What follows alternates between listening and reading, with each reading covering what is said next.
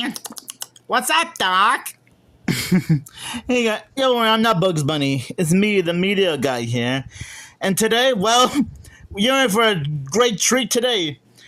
Today, I'll be doing a second look, aka revisit edition of another favorite movie of mine, and that is Space Jam 2: A New Legacy, one of the greatest basketball Looney Tunes movies ever. It's also very misunderstood and underrated. Now, if you guys have saw my original review of this movie a year ago, you'll probably know what it was about.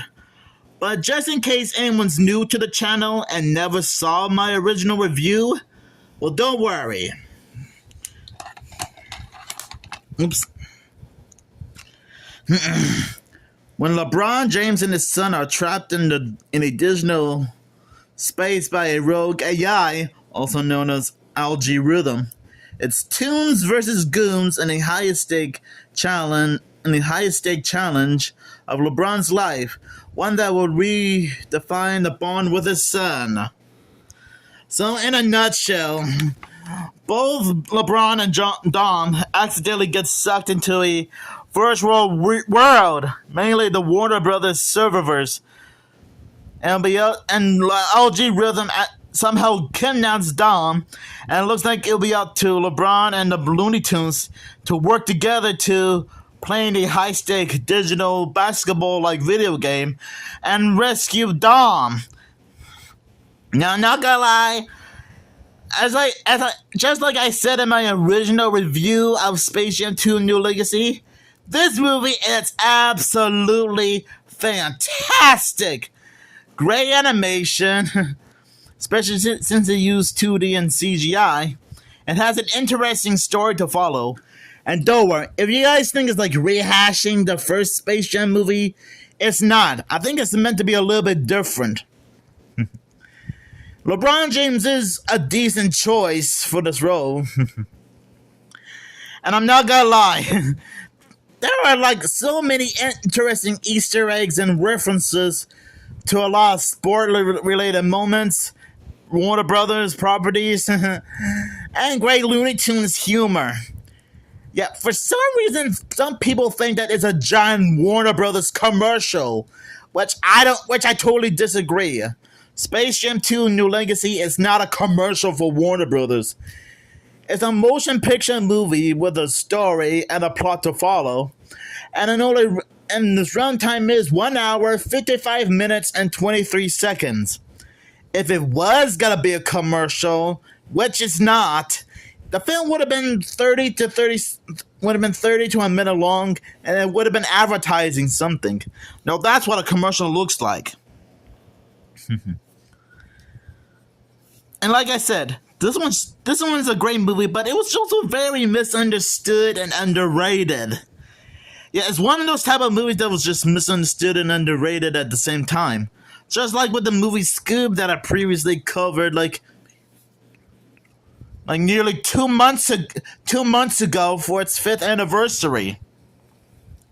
And I never had a problem with Space Jam 2: A New Legacy when I saw this in theaters with my mom 4 years ago. And this was sort of like a late birthday present to me, since I did turn 20 years old in 2021. And it was also my first time seeing the Looney Tunes up on the big screen. I probably mentioned this in my original review or something.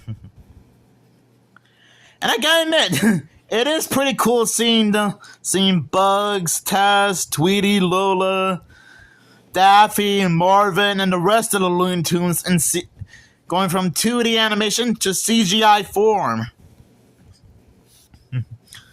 And I will admit, it is pretty hilarious seeing LeBron James as a cartoon character when he enters Toon World. I guess that could somehow alter someone's appearance. Pretty clever. I think I also said this in my original review. You know, it kind of makes me wonder why this didn't happen to Michael Jordan in the first Space Jam movie. Because I think it would have been cool if the first Space Jam movie had Michael Jordan being completely 2D animated. I also like when they were flying around Marvin's ship. They were doing a little bit of a basketball practice slash warm up because I guess they were like a little bit rusty or something. That's my wild guess. And they were all doing all sorts of funny Looney Tunes gags during the warm up. If you had saw the movie in general, you probably would have known about it. It is funny seeing the Looney Tunes do their usual loony shenanigans while also getting warmed up in Marvin's ship. Another thing I like about this movie is the Warner Brothers serververse. Because holy cow, the Warner Brothers serververse looks fantastic.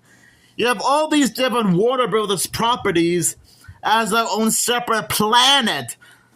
Like you got DC World, Bedrock from the Flintstones, Matrix World, Looney Tunes World, and so many other worlds that I could name off right now.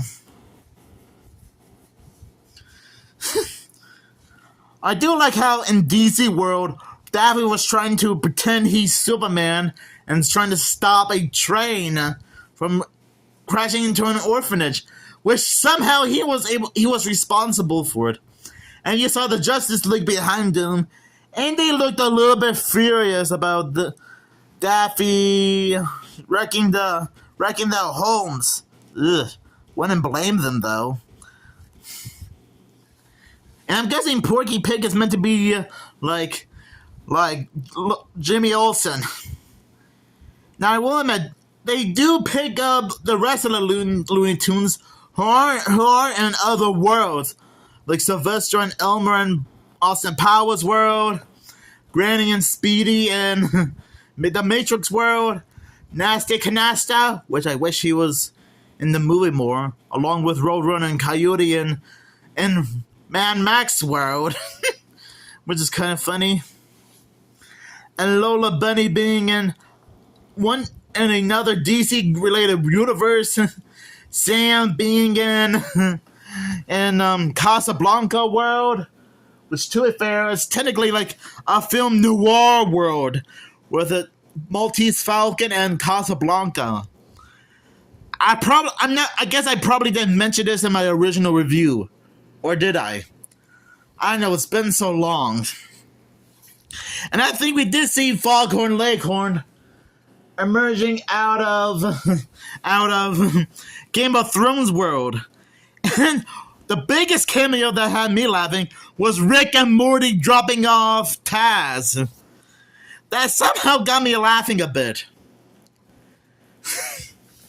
I'm guessing both Rick and Morty were like doing some kind of weird scientific experiments on Taz.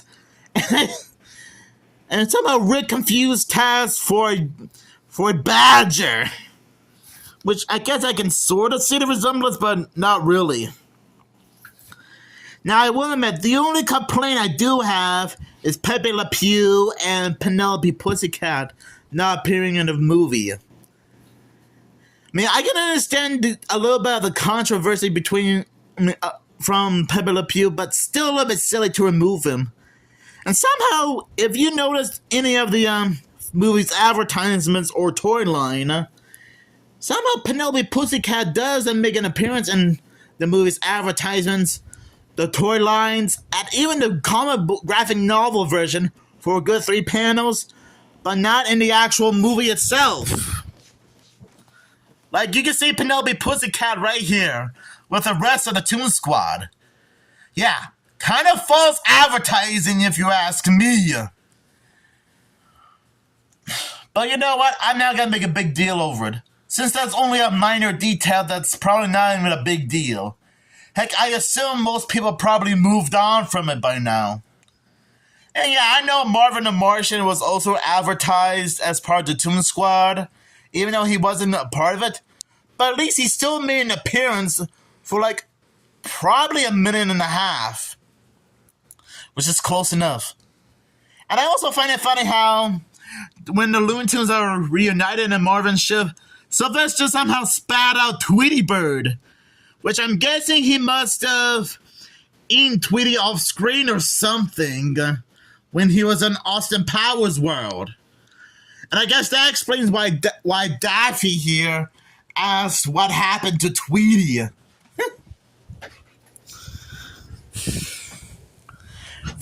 And I'm guessing most people assume that he would somehow ruin out the movie in general. Well, thank goodness that didn't happen. So yeah, like I said in my original review of this movie, Space Jam 2 is still a fantastic movie for not only basketball fans, but Looney Tunes fans in general. And I will admit, it is cool seeing all the different Warner Brothers characters come together to watch the big game.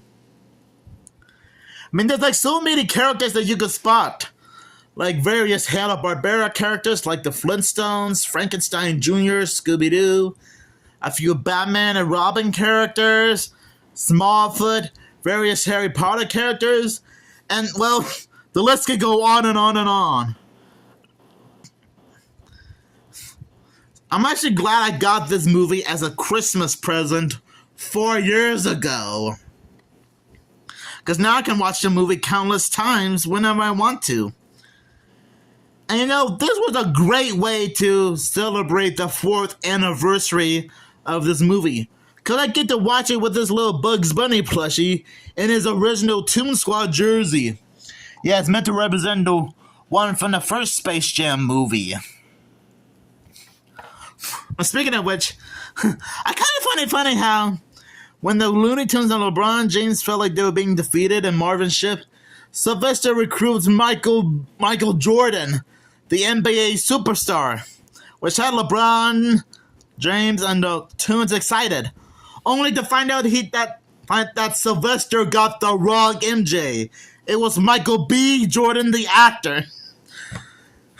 That still gets me laughing so many times.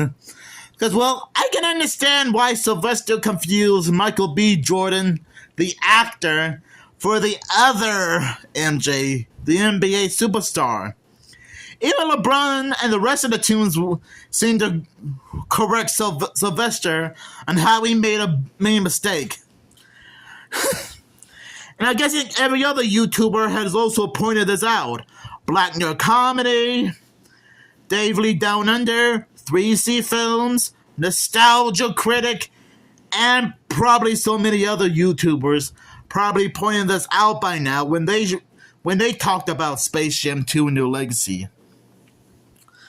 So overall, despite the fact that Space Jam 2 New Legacy was just a misunderstood and underrated movie, this movie is still fantastic in all the right ways. I probably said this before in my original review, but it's true, it's just fantastic. I'll still give this movie 5 basketballs out of 5, because that's how awesome this movie is. And yes, I know some of you got pointed out that Zendaya did the voice of Lola Bunny. And honestly, she did an okay job voicing Lola. Not sure if she'll be involved in another Looney Tunes TV or movie project at some point. It probably depends on whatever she's doing right now. But she still did a good job. And Zendaya, if you're watching this, I'm sure you must have had a good time with this movie. And I'm wondering if you were still a huge fan of Looney Tunes in general while working on this movie. I know she might be too busy to respond to this video, but it doesn't hurt. I'll still give this movie 5 basketballs out of 5. And to all the haters out there, if you think I'm high on drugs for liking this movie, or thought I'm being disrespectful for liking this movie, I'm not high on drugs, and I'm not being disrespectful for liking the movie, because How does liking Space Jam 2 New Legacy make me high on drugs and very disrespectful to Looney Tunes in general? It just wouldn't make any sense when you think about it. I have a feeling that you haters are already pointing this out.